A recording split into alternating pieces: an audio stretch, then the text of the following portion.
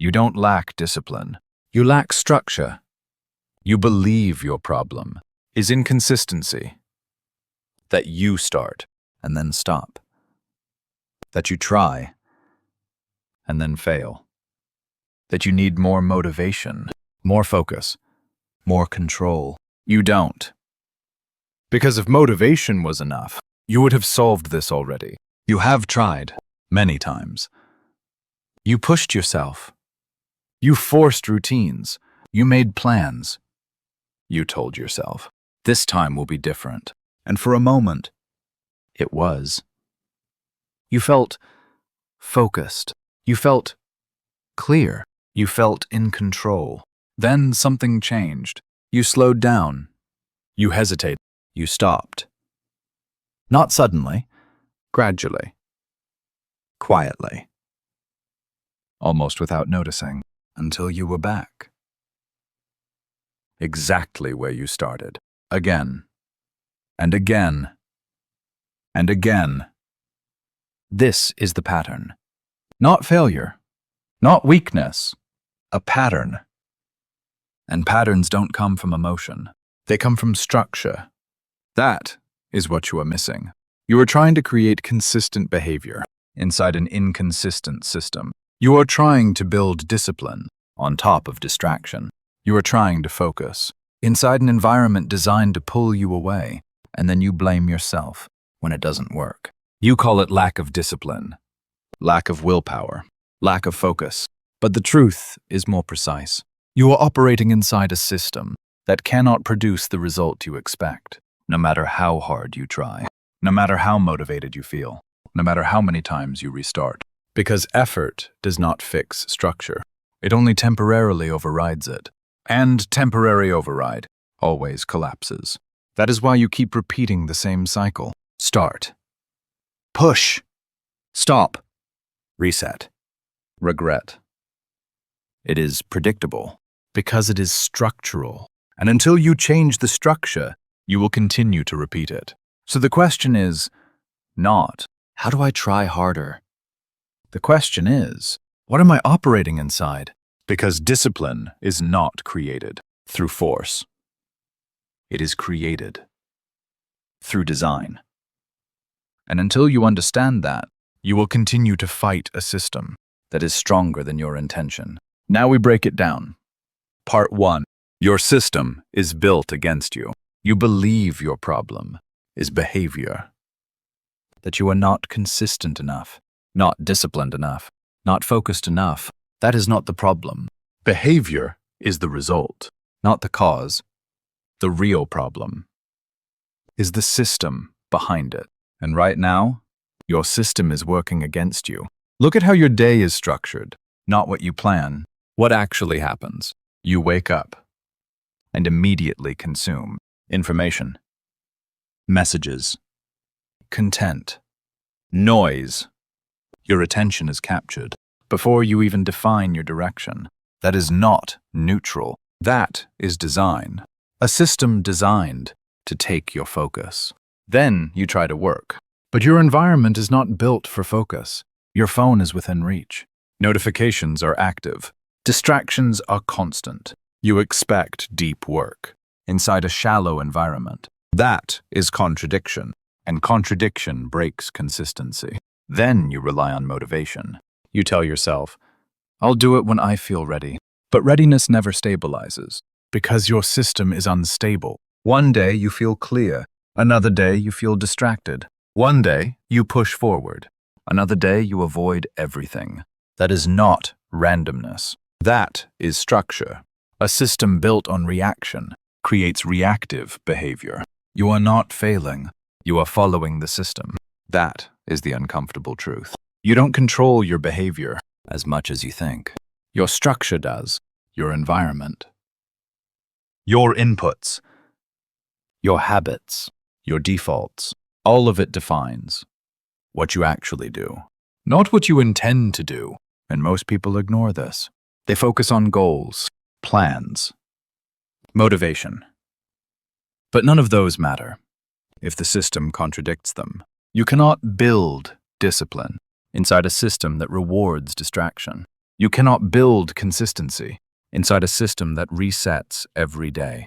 You cannot build focus inside a system that fragments your attention. Structure always wins, because structure repeats, and whatever repeats becomes behavior. So if your system produces distraction, you will become distracted. If your system produces inconsistency, you will become inconsistent. If your system produces avoidance, you will avoid. Not because you chose it, but because you are inside it. That is why effort feels exhausting, because you are constantly fighting your own system, and fighting your own system is not sustainable. You can push for a day, maybe a week, but eventually you fall back. Not because you gave up, because the system pulled you back. That is what systems do. They stabilize behavior. The question is not, why can't I stay disciplined? The real question is, what system am I stabilizing? Because whatever system you repeat will define your outcome. And right now, your system is not built for discipline. It is built for distraction, for comfort, for reaction, for inconsistency. So of course discipline feels difficult. It is not supported, and unsupported behavior never lasts.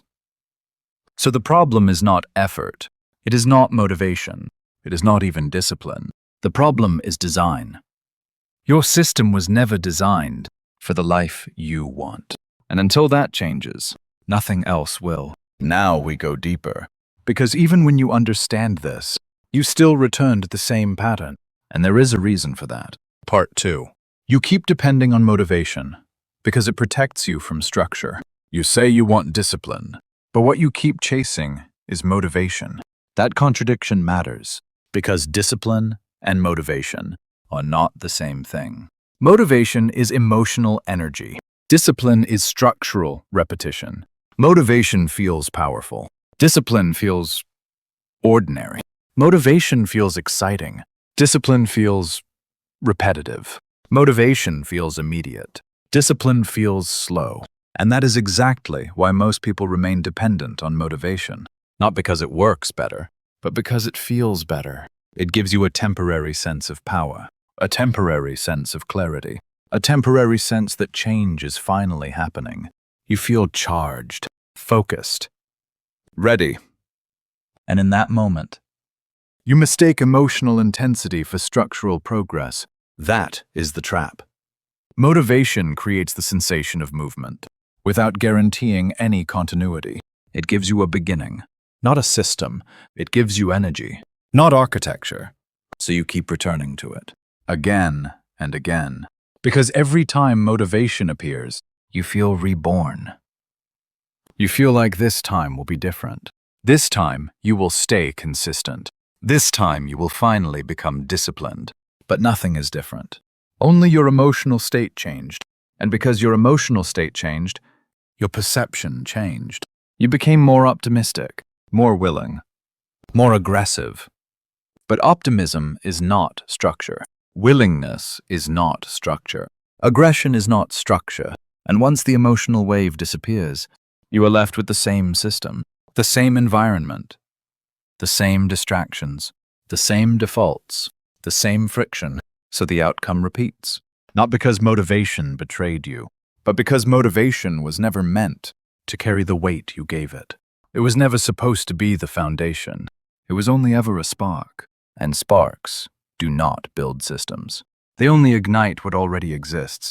If the structure is weak, motivation burns fast and disappears. If the structure is strong, motivation becomes useful. That is the difference. Most people use motivation to avoid designing structure. That is the deeper truth. Because structure is demanding. It requires decisions, clear ones, uncomfortable ones. What time will I begin? What distractions will I remove? What input will I block? What routine will I repeat? What environment will I redesign? Those questions are not exciting. They are concrete. They force specificity, and specificity removes illusion. That is why many people prefer motivation. Motivation allows vagueness. It lets you feel committed without defining anything clearly. It lets you say, I'm serious now, without asking, what exactly changes tomorrow? That is why motivation is psychologically attractive. It protects you from the discomfort of structure. Because once structure enters, you can no longer hide behind emotion. Everything becomes visible. Your environment, your inconsistency, your excuses, your lack of definition. Structure exposes all of it. Motivation hides it. Motivation lets you feel like a changing person without becoming one. That is why people become addicted to starting, to fresh energy, to new plans, to reset days, to this time. Because starting feels clean. Starting feels hopeful. Starting feels powerful. But starting is not the problem. Repeating is the problem. And repeating requires structure, not emotion, not inspiration, not hype. Structure. That is where most people break. Not at the beginning, but at the point where emotion is gone and the system must take over. That moment reveals everything. It reveals whether there is a schedule, whether there is a routine, whether there is environmental control, whether there are defined standards, whether the action is simple enough to repeat, whether the behavior is supported by design. If those things do not exist, the system collapses, and then people draw the wrong conclusion. They say, I need more motivation. No. You need less dependence on it, because every time you return to motivation as the answer, you delay structural change. You keep treating the emotional state as if it were the operating system. It is not. It is a temporary condition. It comes. It goes. It rises. It fades. A life built on that will always be unstable. That is why so many people live in cycles. A motivated week, then a distracted week. A productive Monday, then 3 wasted days. A strong reset, then a quiet collapse. This is not a discipline problem in the moral sense. It is a system problem in the structural sense. You are trying to produce repeated behavior with a temporary fuel source. That will never work. Not long-term. Not predictably. Not deeply. So the real question is no longer, how do I stay motivated? That question is too shallow. The real question is, what kind of system makes motivation unnecessary? That is the turning point.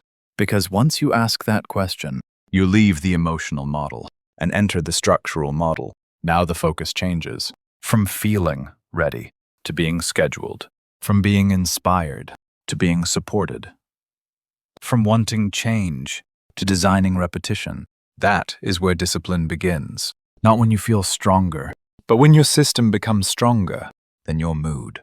And once that happens, something important changes. You stop asking yourself every day whether you feel like doing the work. The question disappears. The work is already placed, already structured, already expected. And expectation is more powerful than motivation, because expectation normalizes behavior. It removes drama. It removes negotiation. It removes the constant emotional debate. Should I do it now? Should I wait? Should I rest? Should I restart tomorrow? That mental noise is exhausting. Structure removes it. That is why real discipline feels calmer than most people expect. It is not intense. It is clean. It is not dramatic. It is quiet. It does not shout. It repeats. That is what most people never learn. They think disciplined people are constantly energized. They are not. They are structurally protected.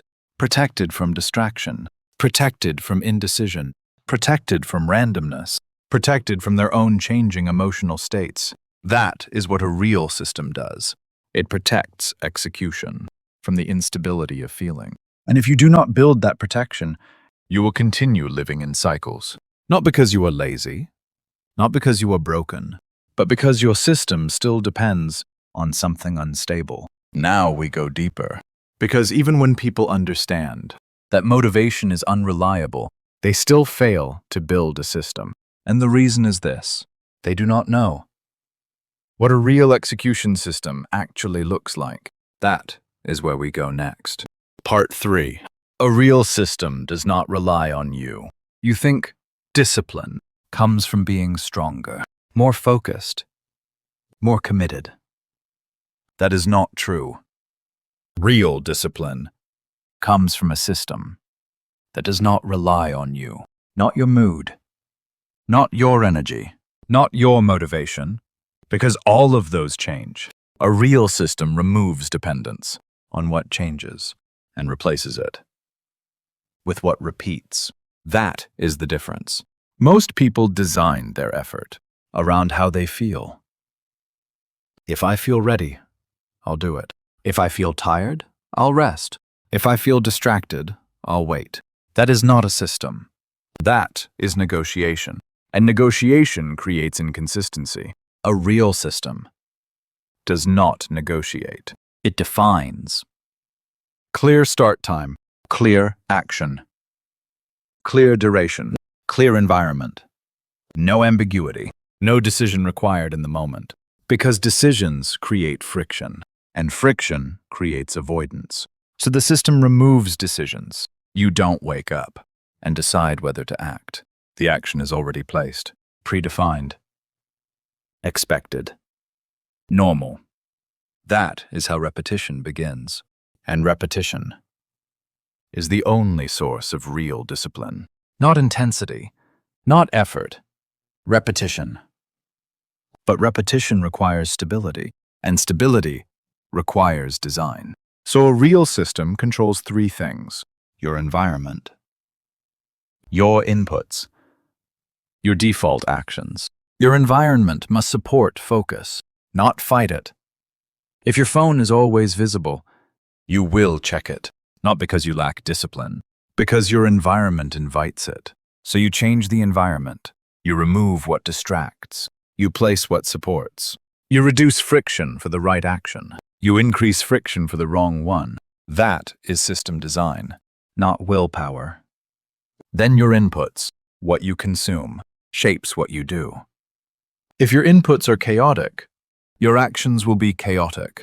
If your inputs are structured, your actions will follow. So you control input, not occasionally, consistently.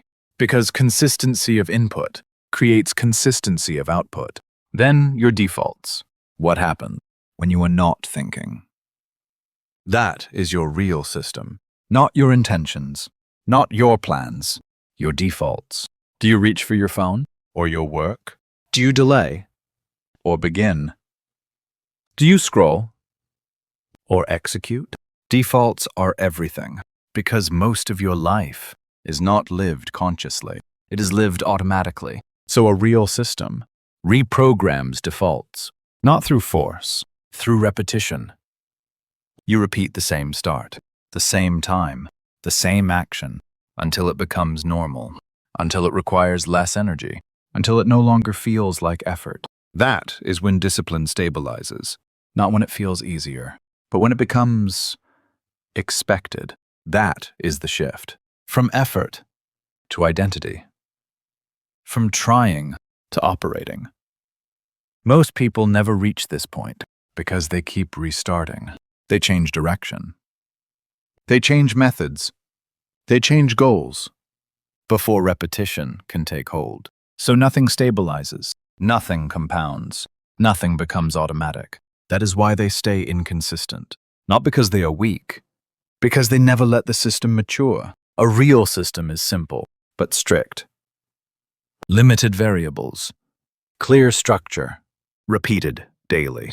No constant redesign, no constant adjustment, because every change resets the system, and a reset system never builds discipline. That is why simplicity matters. Not for comfort, for stability. You reduce complexity, so repetition becomes possible. You reduce options, so action becomes obvious. You reduce noise, so focus becomes natural. This is what most people avoid, because it removes freedom in the short term. But it creates freedom in the long term. Because once a system is stable, you no longer depend on effort. You depend on structure, and structure is reliable. It does not change with mood. It does not disappear under pressure. It does not collapse when you feel tired. It holds. That is what you need. Not more motivation. Not more intensity. A system that holds when you don't. And once you have that, discipline is no longer something you try to create. It becomes something you operate inside. That is the real shift. And most people never make it because they never stop trying to control behavior directly instead of controlling what produces it. Now we move to the final transition because understanding the system is not enough. You must build it. And that requires one thing most people avoid: elimination. Part 4. Discipline begins with elimination. You don't build discipline by adding more. More goals, more plans, more effort. That is where most people fail. They try to improve their life by increasing complexity, but complexity destroys consistency. And without consistency, discipline never forms. So the first step is not addition, it is elimination. You remove what breaks your system. Not everything, but enough to make repetition possible. Look at your current system. Not what you intend, what actually happens. Where do you lose focus? Where do you get pulled away? Where does your attention collapse? That is where elimination begins. You remove friction. You remove distraction. You remove unnecessary decisions. Because every distraction steals repetition, and repetition is your only path to discipline. Most people think discipline is about doing more. It is not. It is about doing less, with more consistency. That requires removal. You don't fix your system by pushing harder inside it. You fix it by redesigning what surrounds you. You remove access to what weakens you. Not because you are weak, because your system is not neutral. Whatever is available will be used. Whatever is easy will be chosen. So you control availability. You control ease. You make the right action easier and the wrong action harder. That is design, not motivation. Then you remove decision fatigue. Most people fail before they even begin. Not physically, mentally. They wake up and start deciding, what should I do? When should I start? How should I begin? That is too much friction, so they delay. They hesitate. They drift. A real system removes that. It replaces decisions with structure. The start time is fixed. The action is fixed. The environment is prepared. There is nothing to decide, only to execute. That is why elimination matters. It removes everything that creates hesitation, because hesitation breaks repetition, and broken repetition kills discipline. You also remove emotional dependency. You stop asking how you feel. You stop waiting to feel ready. Because readiness is unstable. It changes. It disappears. It lies. A system that depends on feeling will always fail. So you remove that dependency. You act based on structure, not mood, not emotion, not impulse. That is how stability forms. Then you remove excess goals. Too many goals creates scattered effort. Scattered effort creates weak results. Weak results kill momentum. So you reduce one direction, one system, repeated daily. That is enough. More is not better. More is distraction. Clarity comes from limitation, and limitation creates strength. This is where most people resist, because elimination feels like loss. You feel like you are giving things up. Options, freedom, comfort. But you are not losing. You are refining. You are removing what prevents you from becoming consistent. You are trading short-term freedom for long-term control. That is the shift. And once you accept that, everything becomes simpler. Not easier, but clearer. You know what to do. You know when to do it. You know what to ignore. And that clarity removes internal conflict. No more negotiation. No more hesitation. No more restarting. Just execution. Repeated. Daily. That is discipline. Not forced. Not emotional. Structured. And once your system is built this way, you no longer chase discipline. You operate inside it. That is the difference. And that is where your life begins to change. Not when you try harder, but when your structure becomes stronger than your resistance. Part 5. Consistency is a result, not a trait. You think consistency is something you need to become, that you must build it, train it, force it. That is not true. Consistency is not a trait. It is a result of structure. When your system is clear, consistency appears. When your system is unstable, consistency disappears. It is that simple. You don't wake up one day and become consistent. You repeat inside a system that makes consistency inevitable. That is the difference. Most people try to act consistent without a consistent structure. That creates tension. You push. You resist. You force. But forcing does not last, because force requires energy, and energy changes. Some days you have it, some days you don't. So your behavior changes. That is why you feel inconsistent, not because you are broken, but because your system does not stabilize your actions. A stable system removes variation. It defines when you act, how you act, what you do. So your behavior no longer depends on your state. It depends on your structure. That is where consistency comes from. Not effort, not motivation, structure. So stop trying to become consistent. Start building a system that makes consistency automatic. Part 6. Discipline is not what you do. It is what you built. You think discipline is about action. Waking up early, working hard, staying focused. That is not discipline. That is output. Discipline is the system that produces that output.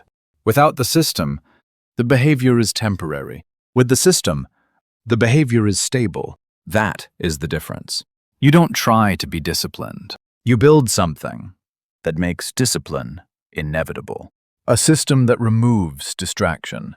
A system that defines action. A system that limits options. A system that supports repetition. That is discipline. Not intensity. Not willpower. Design.